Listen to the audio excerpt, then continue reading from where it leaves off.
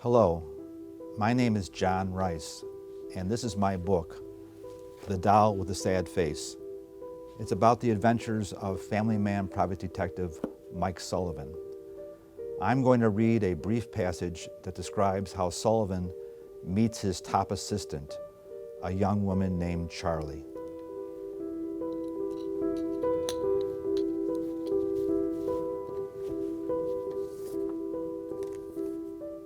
Sullivan had met Charlie 5 years before. He was working for a plaintiff's lawyer suing the city bus company. Sullivan got the assignment within days of the accident. When he took pictures, there were still specks of blood on the pavement. The police report listed only one witness. For the race and gender, they had marked unknown. It was the first time Sullivan had seen both these boxes X'd out on an accident report. The witness lived only a half block from where Sullivan was photographing. He decided to leave his car and walk. A slender figure with short dark hair was puffing on a cigarette, reclining on the front stairs of a 3-flat. Sullivan looked at the police report for the 10th time, trying to get a handle on the name. "Hi, I'm looking for Charlevoix Rudzinski." It was a mouthful and he stumbled over both names. The figure didn't answer but continued smoking and looking straight ahead. "Do you know if," he didn't know whether to say she or he, "they live here?"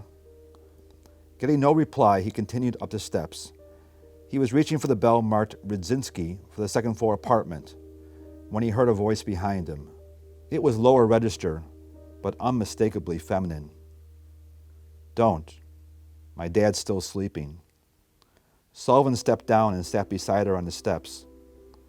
Her complexion was a light shade of golden jade, and she had an odd assortment of features that blended into a subtle loveliness. There was nothing lovely about her sullen voice and impassive look. "I'm here about the accident at the bus shelter," Sullivan explained. "I'm working for the lawyer." "I already talked to the police," she said curtly. "I'm done talking about it." She looked to be in her early 20s. She was wearing a gray and white checkered flannel shirt, shapeless jeans, and tan work boots. Her fingers shivered as she hoisted the remains of her last cigarette to light a new one. Sullivan glanced at the accident report. "The police put you down as a witness, but all they wrote was your name, age, and address." "That's not my problem." She didn't move her eyes from the cars, cabs, and buses parading past her building. "They didn't write down your race or sex." "I wear men's clothes in this neighborhood. Nobody bothers me." "We want to help this man's family," Sullivan told her. "He had a wife and 4 kids. The oldest is 10. She scraped her cigarette on the step and didn't light another. She stood up and turned to face the front door. Sullivan rose with her. "I don't want to disturb your father, but could we talk inside?" She looked at Sullivan like she was noticing him for the first time. "I've got to fix his dinner. He starts work at 3. "Maybe I can help," Sullivan said lightly. She didn't change her expression, but dug a key out of her jeans and unlocked the street door. He followed her up a flight. She knocked and called something in Polish through the door. A man 50-ish, wearing a sleeveless white t-shirt and gray uniform pants, yanked a little too high, opened it, and resumed drying his hands on a pink bath towel.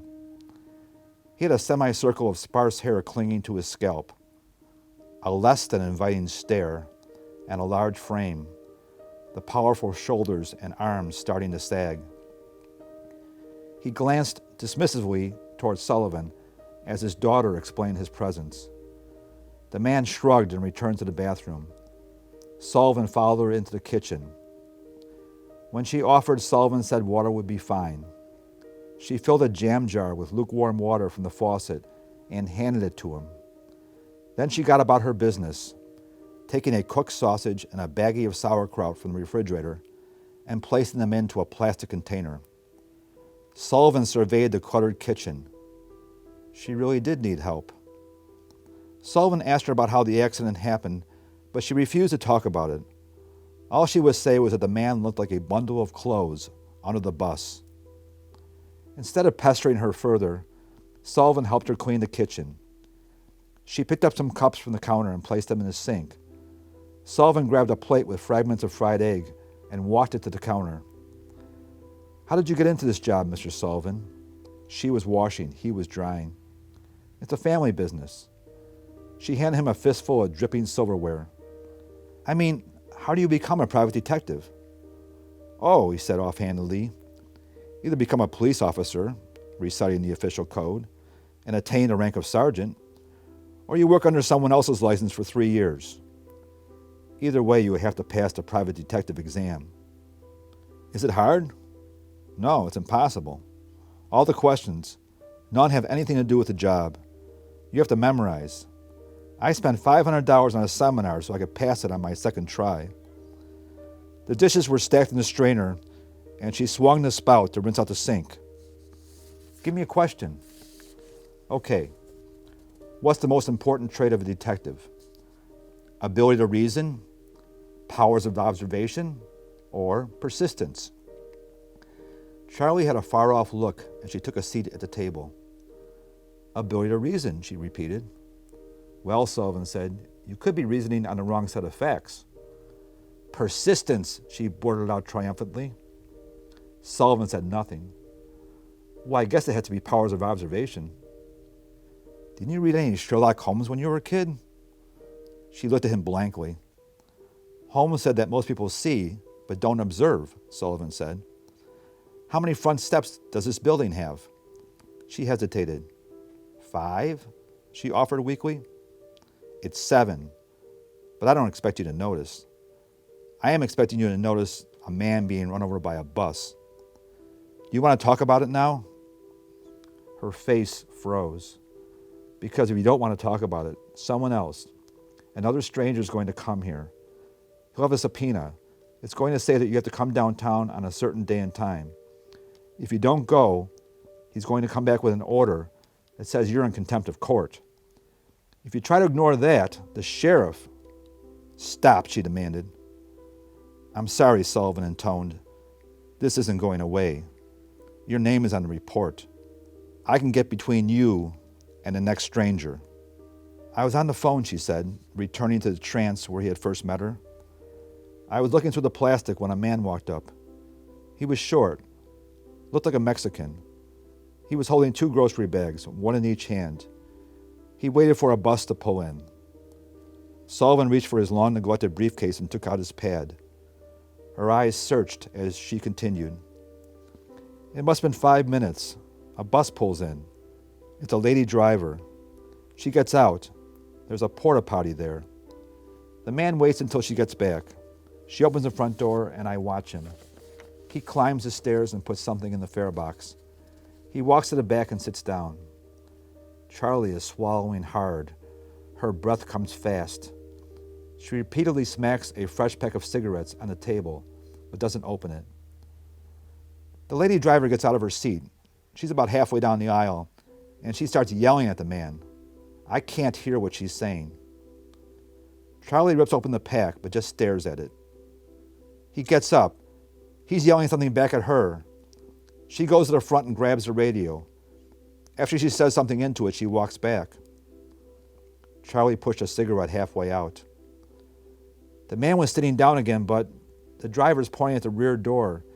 He gets up and she pushed both hands back through her hair, her voice choking.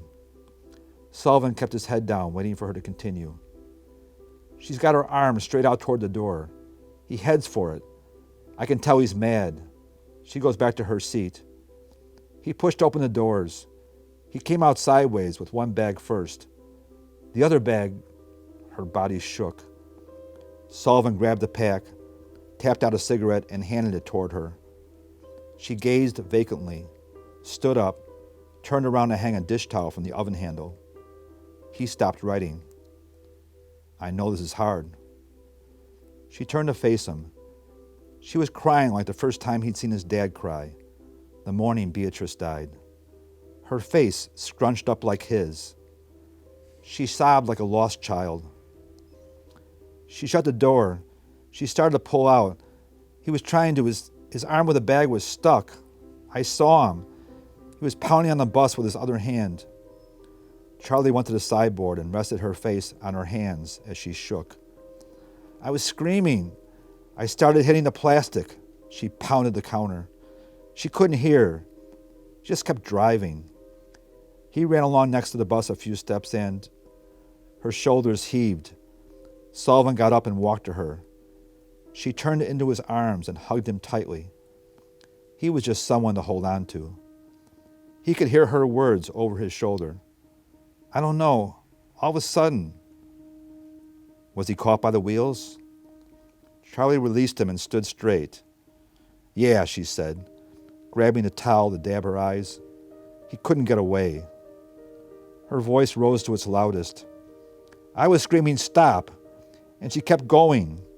She turned on Chicago Avenue and, I told you, it looked like a bundle of clothes.